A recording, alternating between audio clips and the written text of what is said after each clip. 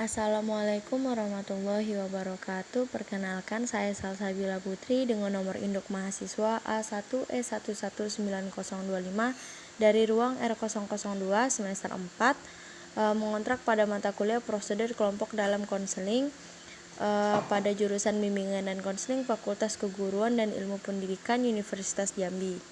Di sini saya ingin menjelaskan materi yang saya pelajari pada semester 4 di mata kuliah prosedur kelompok dalam konseling.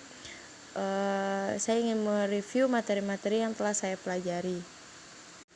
Baiklah, kepada materi pertama yaitu konsep dasar terbentuknya kelompok dan jenis kelompok. Nah, pengertian kelompok adalah sekumpulan manusia yang merupakan kesatuan dan memiliki identitas, di mana identitas tersebut dapat berupa adat istiadat, sistem norma yang mengatur pola interaksi masyarakat manusia yang hidup di dalam masyarakat sendiri. Kelompok terbagi menjadi beberapa golongan, misalnya kelompok profesi, kelompok aliran, kelompok bermain, dan sebagainya. Setiap kelompok juga memiliki karakteristik sendiri-sendiri. Nah, jadi dapat disimpulkan bahwa kelompok itu merupakan sekumpulan individu yang memiliki tujuan yang sama. Nah, tujuan tersebut ada yang berjangka panjang dan ada yang berjangka pendek. Yang berjangka panjang itu seperti kelompok-kelompok tertentu yang memiliki suatu tujuan yang sama, sedangkan kelompok pendek itu memiliki tujuan yang sama namun hanya sekejap seperti kerumunan gitu. Nah, jadi oleh sebab itu seorang pemimpin kelompok itu harus bisa menggandeng anggotanya dan bisa membaur dengan anggota lainnya. Jadi jika dilihat dari pengertian kelompok itu, seorang pemimpin dalam kelompok itu harus menjalin pola komunikasi yang baik dengan anggotanya agar semua tujuan yang ada di dalam kelompok tersebut dapat tercapai dengan baik. Nah, selanjutnya mengenai syarat terbentuknya kelompok. Yang pertama, adanya kesadaran sebagai bagian dari kelompok yang bersangkutan. Yang kedua, adanya hubungan timbal balik antara anggota. Yang ketiga, adanya faktor pengikat seperti kesamaan ideologi, kepentingan, dan kesamaan nasib. Selanjutnya, memiliki struktur, kaidah, dan pola perilaku yang sama. Dan bersistem, berproses, lalu adanya tujuan bersama yang ingin dicapai. Nah, itu adalah syarat-syarat terbentuknya kelompok itu sendiri. Jika tidak ada syarat-syarat seperti di atas atau tujuan yang signifikan untuk terbentuknya kelompok itu, maka kelompok tersebut tidak akan terbentuk. Seperti adanya tujuan bersama yang ingin dicapai. Nah, dengan adanya tujuan bersama yang ingin dicapai, maka kelompok itu dapat terbentuk dan bisa bersistem dan berproses sesuai dengan tujuan yang ingin dicapai tersebut. Selanjutnya mengenai konsep dasar bimbingan dan konseling kelompok. Nah, menurut Prayitno mengemukakan bahwa bimbingan kelompok itu adalah suatu kegiatan yang dilakukan oleh sekelompok orang dengan memanfaatkan dinamika kelompok. Nah, artinya semua peserta dalam kegiatan kelompok ini saling berinteraksi, bebas mengeluarkan pendapat, menanggapi, memberi saran, dan lain-lain sebagainya. Apa yang dibicarakan semua itu bermanfaat untuk diri peserta yang bersangkutan sendiri dan untuk peserta lainnya. Maka dapat disimpulkan bahwa bimbingan kelompok itu adalah suatu kegiatan kelompok yang dilakukan oleh sekelompok orang dengan memanfaatkan dinamika kelompok. Nah, memanfaatkan dinamika kelompok itu dengan adanya interaksi, saling mengeluarkan pendapat, memberikan tanggapan, saran, dan sebagainya. Nah, di mana pemimpin kelompok ini menyediakan informasi-informasi yang bermanfaat untuk anggotanya agar dapat membantu individu mencapai perkembangan yang optimal. Selanjutnya, pengertian konseling kelompok menurut Dewa Ketut Soekardi 2003. Nah, konseling kelompok itu merupakan konseling yang diselenggarakan dalam kelompok dengan memanfaatkan dinamika kelompok yang terjadi di dalam kelompok itu. Nah, masalah-masalah yang dibahas merupakan masalah perorangan yang muncul di dalam kelompok itu, yang meliputi berbagai masalah dalam segenap bidang bimbingan pribadi, sosial, belajar, dan karir. Maka dapat disimpulkan bahwa konseling kelompok itu merupakan salah satu layanan konseling yang diselenggarakan dalam suasana kelompok yang memanfaatkan dinamika kelompok itu sendiri. serta terdapat hubungan konseling yang hangat, terbuka, permisif, dan penuh keakraban.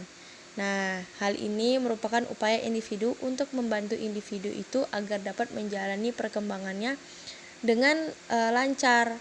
Jadi upaya itu bersifat preventif atau perbaikan. Sebab pada konseling kelompok itu ada pengungkapan dan pemahaman masalah klien. Nah, penelusuran sebab-sebab timbulnya masalah, upaya pemecahan masalah, dan kegiatan evaluasi dan tindak lanjut. Nah, selanjutnya mengenai prosedur pelaksanaan bimbingan dan konseling kelompok. Nah, menurut Praitno, prosedur pelaksanaan bimbingan kelompok dan konseling kelompok ini diselenggarakan melalui 4 tahap kegiatan.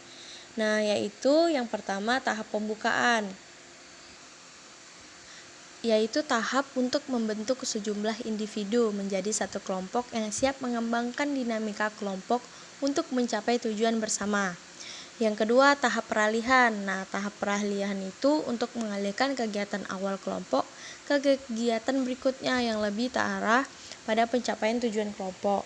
Yang ketiga, tahap kegiatan, yaitu tahap kegiatan inti untuk membahas topik-topik tertentu pada bimbingan konseling kelompok atau mengentaskan masalah pribadi anggota kelompok pada konseling kelompok. Selanjutnya, tahap pengakhiran, yaitu tahapan akhir kegiatan untuk melihat kembali apa yang sudah dilakukan dan dicapai oleh kelompok tersebut, serta merencanakan kegiatan selanjutnya yang ingin dilakukan.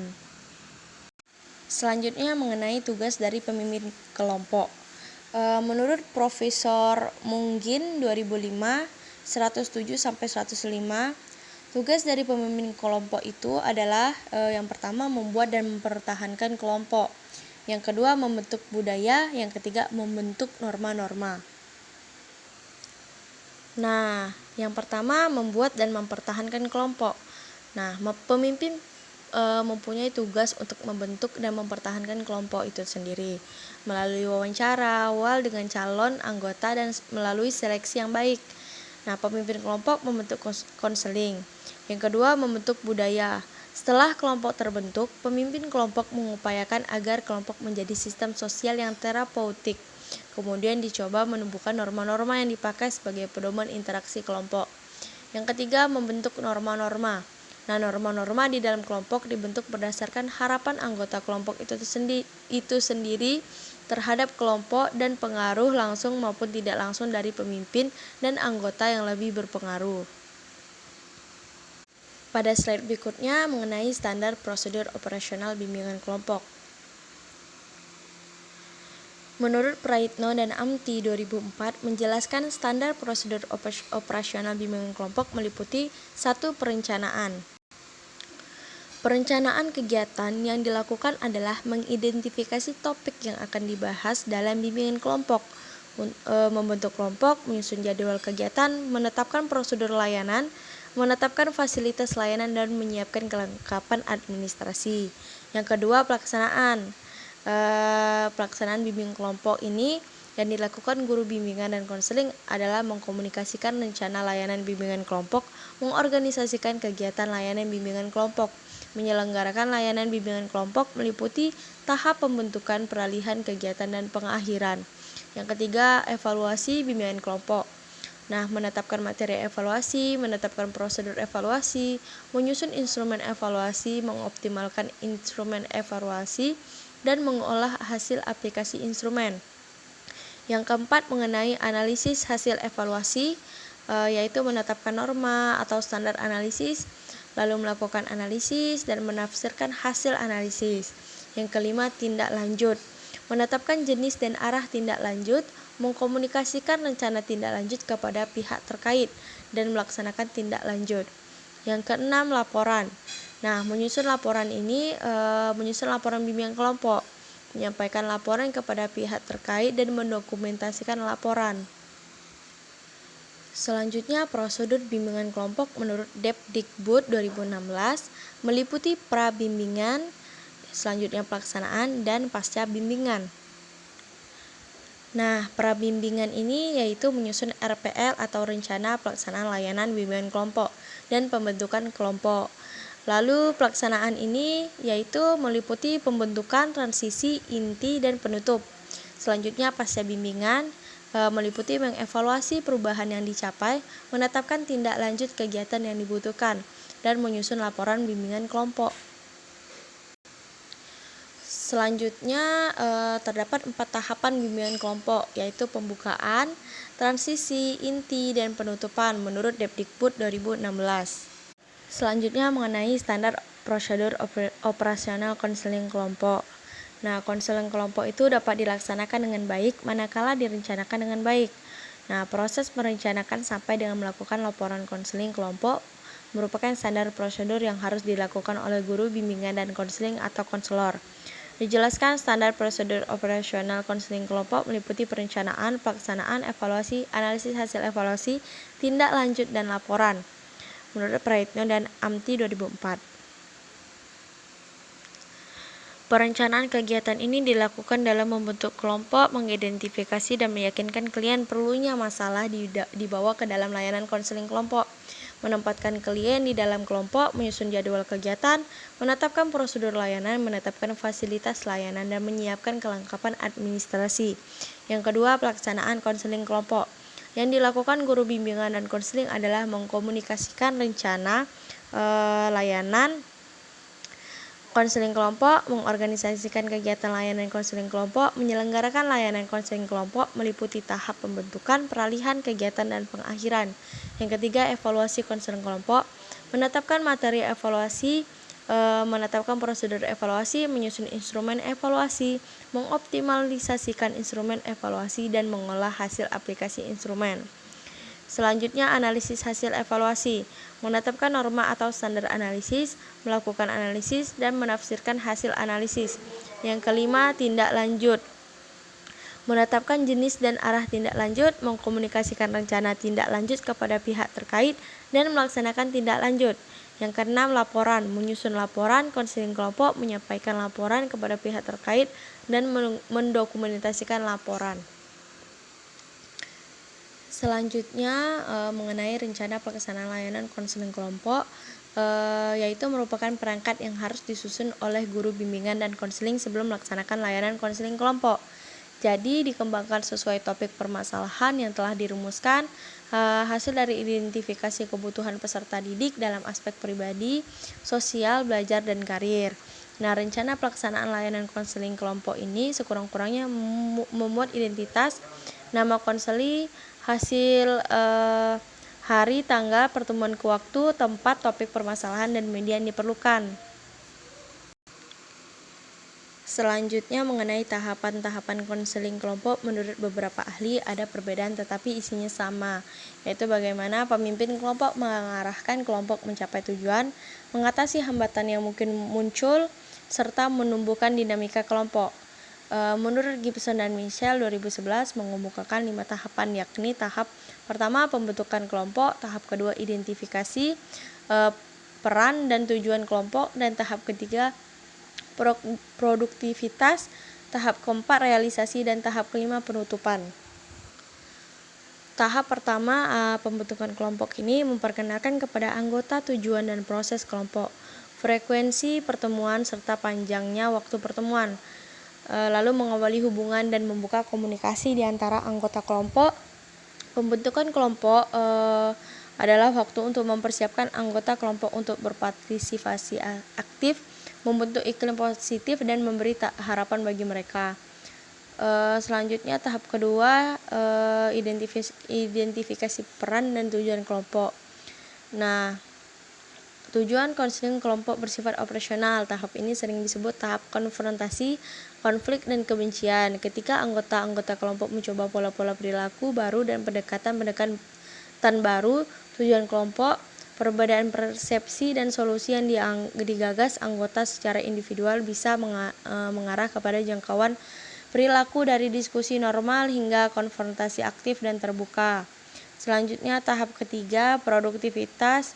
Tahap ini pemecahan problem yang sukses. Konseling kelompok menjadi proses yang berusaha mempromosikan perubahan.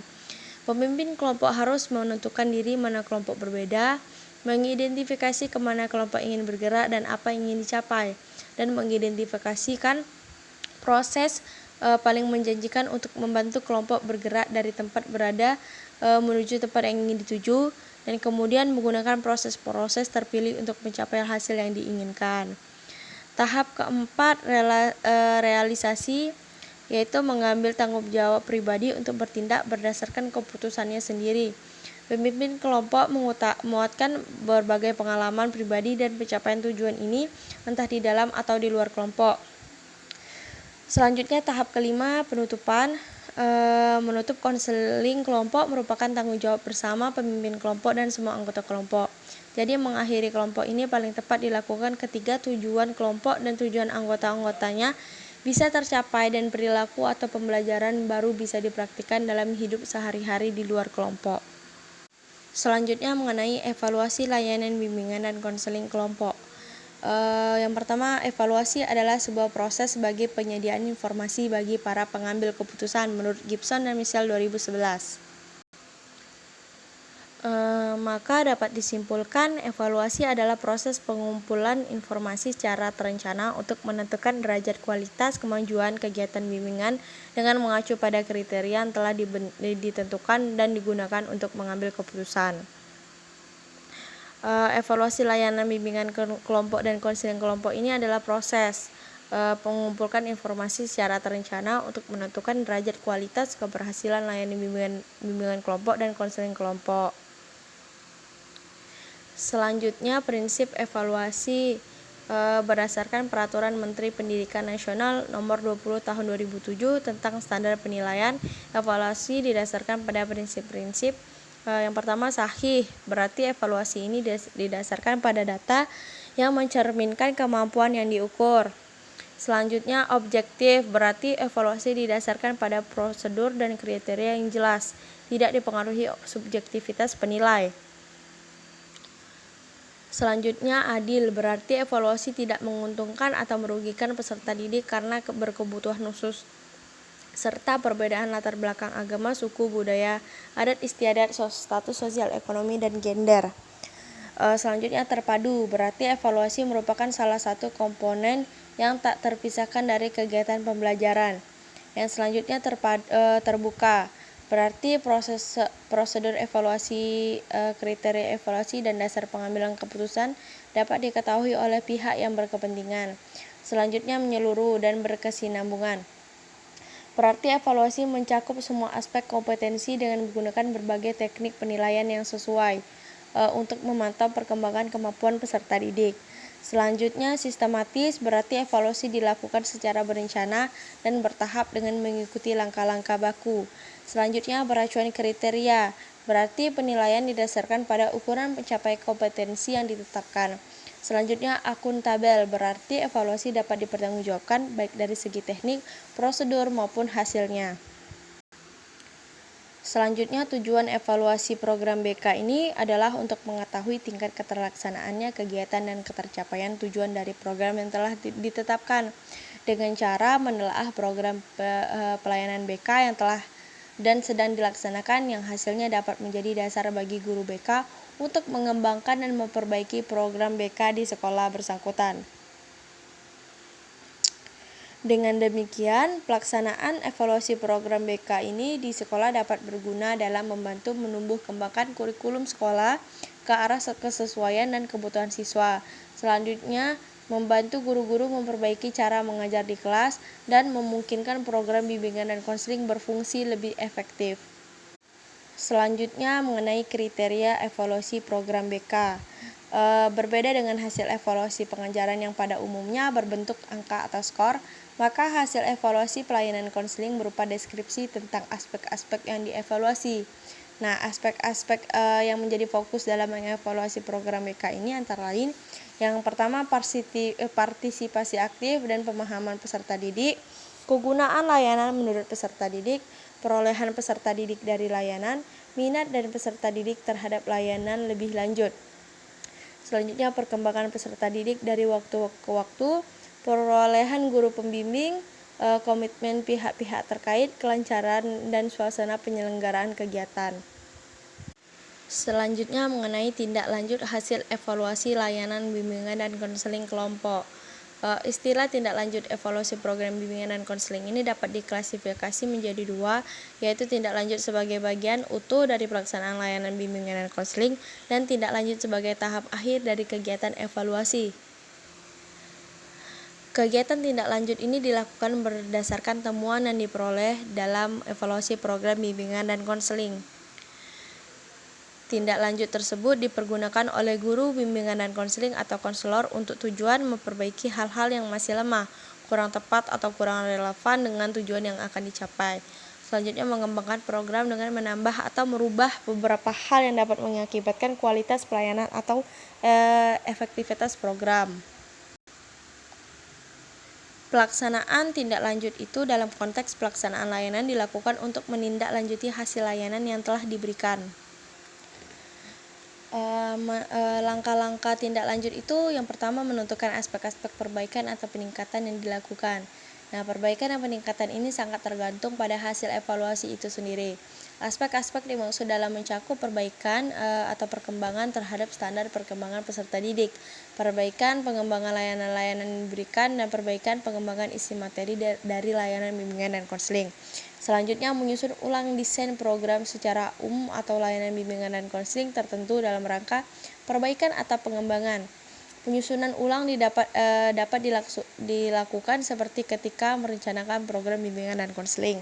Selanjutnya, melaksanaan kegiatan tindak lanjut sesuai dengan aspek-aspek yang akan diperbaiki atau dikembangkan dan alokasi waktu yang telah ditentukan.